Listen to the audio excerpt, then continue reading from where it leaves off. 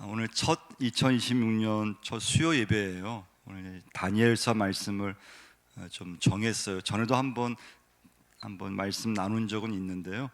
이제 다니엘서를 택한 이유는 어쩌면 지금보다 더 열악한 환경 속에서도 믿음을 이렇게 흔들리지 않고 그냥 정면 승부죠. 그냥 오직 믿음으로 또 말씀으로 어디에 있든지 열악한 환경에서도 굴하지 않고 말씀에 순종했던 다니엘은 바벨론의 포로로 잡혀갔잖아요. 근데 그 속에서도 믿음의 정면 승부를 하고 거기서 굴하지 않고 그런 바벨론 포로로 잡혀갔는데도 말씀대로 살려고 했던 다니엘을 보게 되면서 여러분과 저도 2026년을 시작하면서 하여튼 열악한 환경에서도 믿음이 약해지는 것이 아니고 하여튼 이 믿음의 정면 승부, 말씀의 정면 승부, 하나님만 바라보면서 여러분과 제가 나갈 수 있는 그런 은혜가 있기를 바랍니다. 이제 다니엘서를 알기 위해서는 이 시대를 조금 알아야 되는데요. 1절을 다시 한번 다니엘서 1장 1절 한번 읽어보겠습니다. 유다 왕 여호와김이 다스린 지 3년이 되는 해 바벨론 왕 느부갓네살이 예루살렘에 이르러 성을 에워쌌더니, 이제 시대적 배경은 이제 북이스라엘은 아수르에 의해서 이미 멸망을 당했고요. 남유다도 멸망 직전이에요. 그러니까 겨우 나라의 명맥을 유지할 뿐이지 사실은 멸망 직전인데 BC 606년에 바벨론 이 느부갓네살 왕이 남유다를 공격하게 들어온 거예요.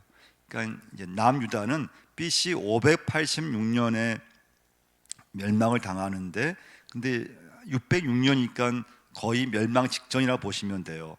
그래서 바벨론에 의해서 1차 포로로 잡혀간 사람 중에 한 명이 다니엘이에요. 그래서 2차, 3차 세 번에 거쳐서 바벨론 포로로 잡혀가고 시드기야 왕 때 남유다는 바벨론에 의해서 멸망하게 돼요. 자, 그러니까 이제 유다 왕 마지막 왕은 시드기야 왕이고요. 그러니까 여호와김, 여호와긴, 시드기야 이렇게 이제 세 왕이 남유다 마지막 시기에 왕으로서 다스리게 돼요. 자, 바벨론 왕 느부갓네살 왕은 대단한 왕이었어요. 그러니까 전 세계를 지배했던 그런 왕이었어요. 그러니까 이집트를 멸망시켰고 그리고 아수르를 멸망시켰고, 그러니까 거의 느부갓네살 왕은 자기 자신을 신처럼 신격화시켰어요. 사람들로 하여금 자기 자신이 신이라고 이렇게 할 정도로 엄청난 그런 왕이었어요. 자, 2절 한번 보겠습니다. 2절 읽겠습니다.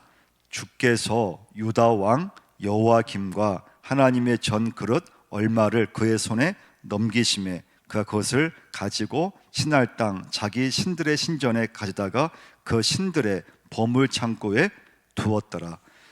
말씀 교재 1번 한번 보실까요? 1번 한번 따라해 볼까요? 주께서. 네, 첫 번째 메시지는 주께서라고 하는 단어인데요. 이 주께서는 다니엘서의 아주 중요한 단어 중에 하나임을 기억하셔야 돼요. 주께서. 느부갓네살 왕은 자기를 신처럼 여기고 다 사람들이 바벨론 왕을 막 신처럼 그렇게 섬기는 때에 다니엘은 느부갓네살 왕이 아니라는 거예요. 주께서. 그래서 다니엘서의 중요한 이제 단어는 주께서예요. 자, 그래서 1절에 보시면요. 자, 1절에서 느부갓네살 왕이 나와요. 근데 2절에서는 주께서, 3절에 보면은 왕이 나와요. 또 5절 말씀 또 왕이 나오죠. 10절 말씀 보면은 내주 왕을, 17절에 보면 하나님이. 그래서 다니엘서 1장에 보면 이 하나님과 왕이 서로 이렇게 번갈아 가면서 나오는데요. 느부갓네살 왕은 어마어마한 힘과 권력을 행사하고 있어요. 사람들은 다 느부갓네살 왕이 온 세계를 지배한다고 생각했어요. 그런데 우리 하나님은 힘이 없어 보이고 하나님은 드러나지도 않고 보이지도 않는 것처럼 보여요. 아무리 힘이 없어 보여요. 소리조차 없어요. 그런데 이 모든 일을 다니엘서의 주제는 주께서 하셨다는 것임을 말씀해 주고 있어요. 주께서 하셨다는 거예요. 하나님이 유다를 망하게 하셨고, 하나님이 왕과 성전 기구가 느부갓네살의 손에 넘어가도록 허용하셨다는 거예요. 자, 그래서 여러분과 제가 다시 한번 2절 한번 보시면요, 주께서 유다 왕 여호야김과 하나님의 전 그릇 얼마를 어떻게 했다고 했습니까? 그의 손에 넘기시매. 주께서, 하나님께서 이 모든 일을 하셨다는 거예요. 그러니까 다니엘은 모든 것을 주관하시는 분이 느부갓네살 왕이 아니고 하나님이심을 믿고 있었음을 여러분과 제가 꼭 기억하셔야 돼요. 그래서 여러분과 저도 오늘 이 시간부터 모든 것을 주님께서 하신다는 믿음을 가지셔야 돼요. 근데 다니엘은 지금 바벨론 포로로 끌려온 거예요. 근데 다니엘의 마음속에는 나는 하나님의 자녀고 하나님 택하신 백성이고, 그리고 이 세상은 바벨론 왕이 다스리는 것이 아니고 주님께서 뜻이 있어서 저 느부갓네살 왕을 도구로 삼아서 지금 내가 바벨론 포로로 와 있지만 이것도 주께서 하셨다. 그러니까 좀 대단한 믿음이죠. 여러분과 제가 가져야 될 귀한 믿음인 줄 믿습니다. 그래서 이런 일이 일어난 것은 느부갓네살 왕이 대단해서가 아니고 주께서 허락하셨기 때문에 일어났다는 거예요. 할렐루야. 주께서 그렇게 하셨다는 거예요. 그래서 여러분, 모든 역사를 주관하는 분은 하나님이심을 꼭 믿으셔야 돼요. 여러분, 느부갓네살 왕은 이제 다니엘서 읽어보시면 자기 자신을 굉장히 대단하게 생각했어요. 그러니까 뭐 여러 나라를 다스리니까 느부갓네살 왕은 자기 자신을 거의 신처럼 신격화시켰어요. 결국 느부갓네살 왕은 어떻게 되는가 하면요, 하나님께서 미치게 만들어요. 정신병자가 되게 만들어요. 그래서 느부갓네살 왕은 말년에 왕궁에서 쫓겨나게 돼요. 그러니까 참 우리 인생이 하나님의 손에 달려 있다는 것을 꼭 기억하셔야 돼요. 우리 다니엘서 4장으로 한번 가서요, 25절을 한번 보시면요, 다니엘 4장 25절, 느부갓네살 왕의 마지막 모습이에요. 25절 한번 읽어보겠습니다. 왕이 사람에게서 쫓겨나서 들 짐승과 함께 살며 소처럼 풀을 먹으며 하늘 이슬에 젖을 것이요, 이와 같이 7대를 지낼 것이라. 그때 지극히 높으신 이가 사람의 나라를 다스리시며 자기의 뜻대로 그것을 누구에게든지 주시는 줄을 아시리이다. 그러니까 느부갓네살 왕이 자기 자신을 신처럼 높였을 때 하나님은 느부갓네살 왕을 정신병자가 되게 만드셨어요. 그 좋은 왕궁에서 쫓겨나게 했어요. 그래서 그냥 동물들과 지내다가 그렇게 한참 잘 나가던 왕이었는데, 근데 하루아침에 하나님께서 그냥 위에서 갑자기 아래로 떨어뜨려 버렸어요. 그러니까 여러분과 제가 이 세상의 주관은 사람이 하는 것이 아니고 하나님이 하시고 모든 일은 주님께서 하신다는 믿음을 여러분과 제가 꼭 가지셔야 돼요. 그래서 여러분, 절대 우리 사람은 절대 어떤 일이서 높아지면 안 되고 하나님만을 높이셔야 되고, 여러분과 제가 사람은 하루아침에 높이 있다가도 한순간에 떨어질 수 있는 존재가 인간임을 기억하셔야 돼요.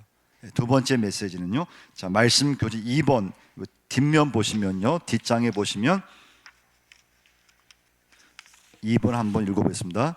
어떤 학자가 다니엘서를 연구하면서 이렇게 말했습니다. 다니엘서의 주제는 하나님의 백성이 신앙을 선택하느냐 불신앙을 선택하느냐 하는 신앙과 불신앙과의 전쟁터라고 이야기했습니다.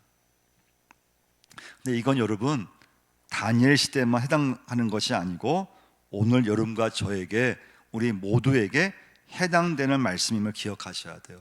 내가 살아가면서 하나님을 선택하느냐 아니면 세상을 선택하느냐. 예수 믿고 있지만 정말 말씀을 붙잡고 말씀대로 사느냐 아니면 그냥 세상의 가치관대로 세상 사람들이 좋아하는 대로 내가 그 세상의 흐름에 그냥 따라가느냐. 이건 여러분과 제가 지금도 이 선택은 누구에게든지 달려 있다는 것을 기억하셔야 돼요. 그러니까 다니엘과 세 친구가 바벨론 포로로 잡혀와 있잖아요.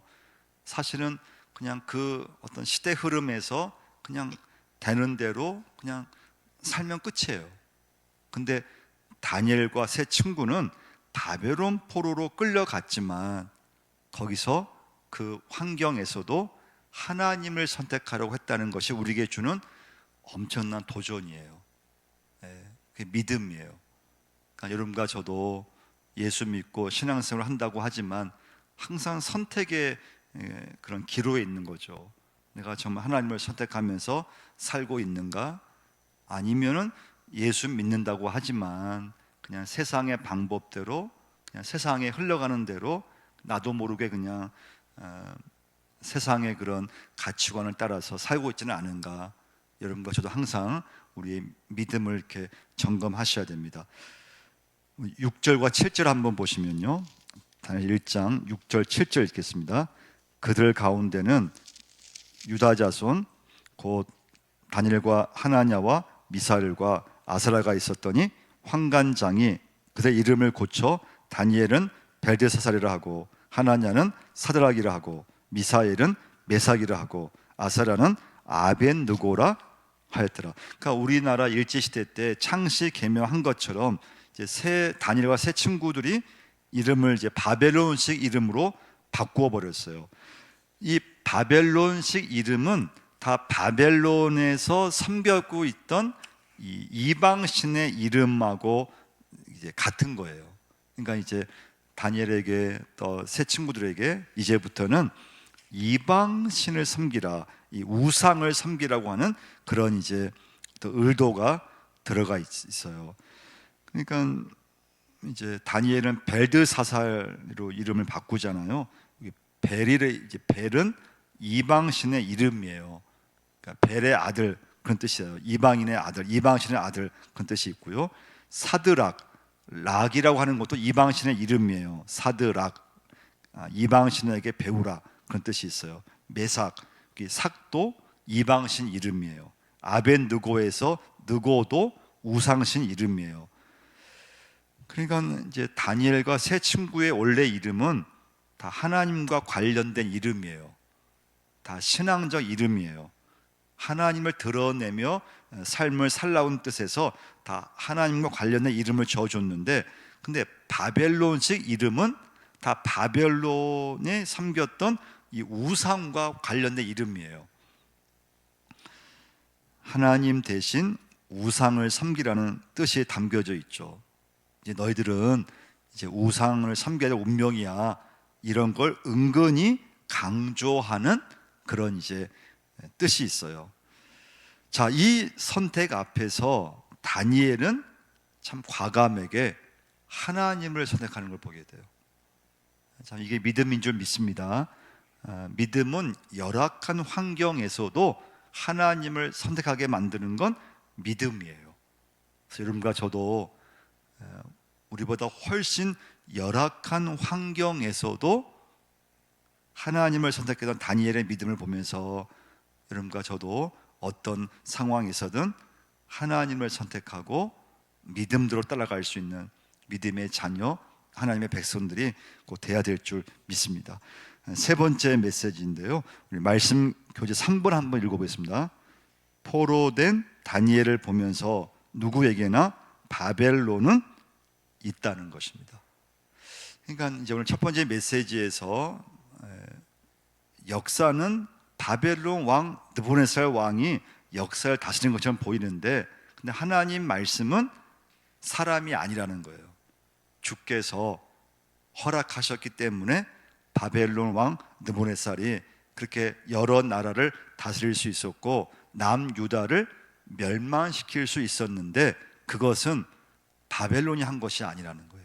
주께서, 하나님께서 하셨다는 고백이에요. 두 번째, 다니엘서 말씀 여러분과 저로 하여금 살아가면서 하나님을 선택할 것인가 아니면 이 세상을 따라갈 것인가를 우리에게도 묻는 중요한 말씀이 다니엘서 말씀이에요. 그럼 세 번째, 누구에게나 바벨론이 있다는 것을 기억하셔야 돼요. 바벨론은 어떤 곳입니까? 하나님의 백성들을 포로로 잡혀간 곳이에요. 그러니까 포로 자체는 고통이잖아요. 포로는 자유가 없어요. 포로는 하고 싶은 것이 있어도 제한이 있어요. 바벨론은 하나님 백성이 고통당하는 장소예요.